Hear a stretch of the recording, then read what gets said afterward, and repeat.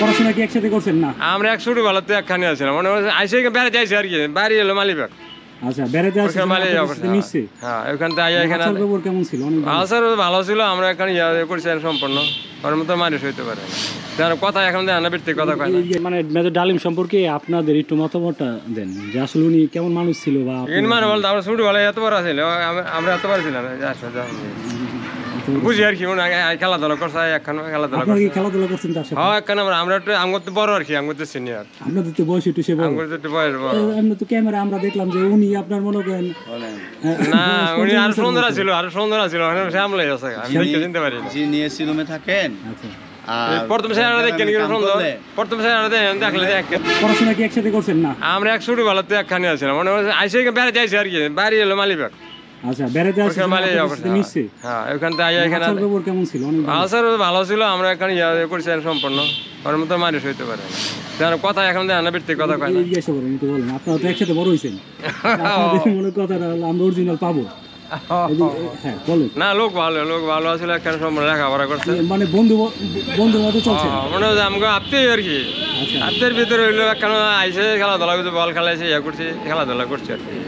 পরে এই যে মনে করেন দেশের যে মনে করেন বড় ধরনের একটা ঘটনা ঘটলো, এরপরে থেকে তো সে না ঘটনার পর আইছিল এখানে, ঘটনার পর এখানে থেকে আর দিন গেছে, একদিন ছিল পরের দিন আবার এখান থেকে দেখা হয়েছিল আপনাদের সাথে? হ্যাঁ, আমাদের দেখা হয়েছিল।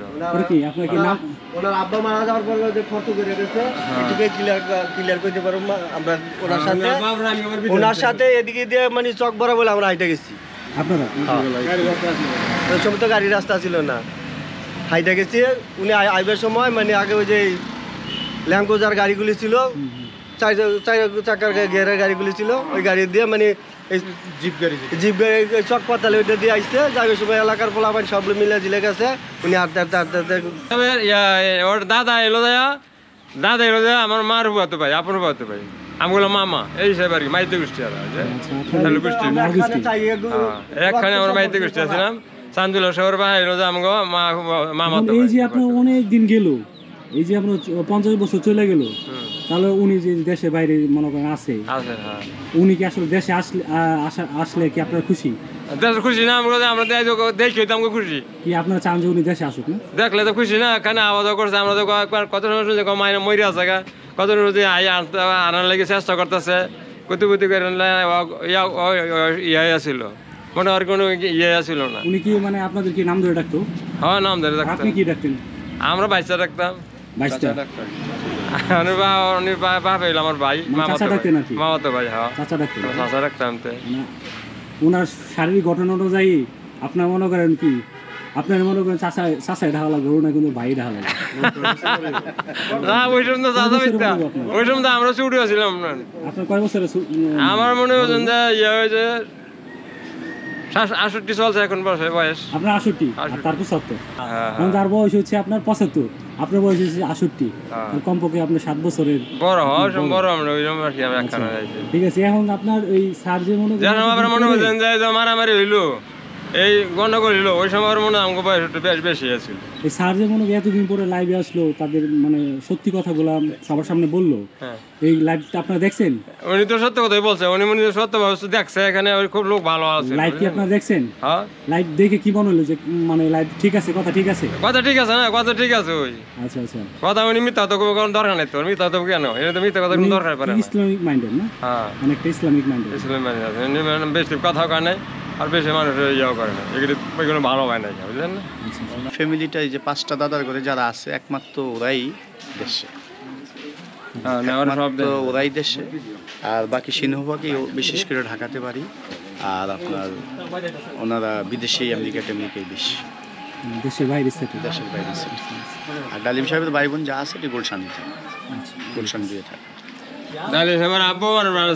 কিছু বলবেন না? উনি বাড়ির মুশিগালা বাজারে আমরা পাড়া ছিল, এই পাড়া আউট করে আর বারে এখানে পোস্ট কোয়ার্টার ছিল। পাড়া বলতে এই স্কুলটা ছিল পোস্ট কোয়ার্টার ভাই, মুশিগালা বাজারে এইটা পোস্ট কোয়ার্টার ছিল। এই পোস্ট কোয়ার্টারটাকে উড্ডু করে ওনার ভগ্নিপতি শামসুল হক সাহেবের ভগ্নিপতি, ডালিম সাহেবের ফুফা ইমান আলী সাহেব, উনি সিআইডির অ্যাডমিনিস্ট্রেশন অফিসার ছিল। উনি এটাকে উদ্যোগ নেয় এবং পাশাপাশি উনি জমিটাও দেয় ওনার ফুফায়। আর শামসুল হক সাহেবের সর্বোচ্চ চেষ্টা দিয়ে 1967-68 সনে এই স্কুলটা এখানে প্রতিষ্ঠিত করে। একটা পোস্ট কোয়ার্টার উঠাইয়া এই স্কুলটা সে একটা নিজে শিক্ষা করতে প্রতিষ্ঠান তৈরি করে, ওনার ভগ্নিপতি জমি দেয় এবং ওনার মেধা ওনার শ্রম দিয়া উনি সরকারিভাবে অনুদান দিয়া এই স্কুল তৈরি করে। আচ্ছা, আপনি তো মুরব্বী হিসাবে আছেন, তো উনি আসলে কি মানে রাজনৈতিক মামলা মুক্ত হয়ে উনি দেশে আসুক, এটাই তো আমাদের সবার চাই। এটা আমাদের সবার কাম্য। আমার এবং এটা করতে গিয়া আসলে তো আমাকে ভালো এইটা করতে গিয়া ডালিম সাহেবকে বাংলাদেশে আনতে যদি কোনো ওয়ে থাকে গভর্নমেন্টের সাথে, কারণ এই গভর্নমেন্ট ওনার একটাই ওয়ে আছে, সেটা হলো এই যে মামলাটা, এই মামলাটা নথিযুক্ত করতে হবে যে এই রায়টাই ছিল অবৈধ। যদি গভর্নমেন্টের মানে এটা তো আর আমার কথা না, এটা কোর্টের মাধ্যমে আইনগতভাবে এই রায়টাকে যদি অবৈধ করা হয় তাহলে উনি মুক্তি পাবে। আর আরেকটা মুক্তি হইব, যেটা হলো প্রেসিডেন্টের কাছে ওনার দরখাস্ত করতে আপিল করতে হবে। প্রেসিডেন্টের কাছে আপিল করলে প্রেসিডেন্ট ওনাকে মাফ করে দিতে পারে সাধারণত, যেটা হলো আইন।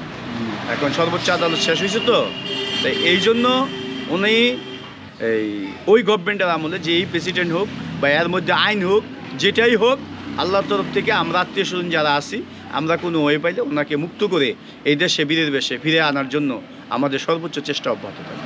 তো সবাই দোয়া করবেন, ভালো থাকেন। আসসালামু আলাইকুম।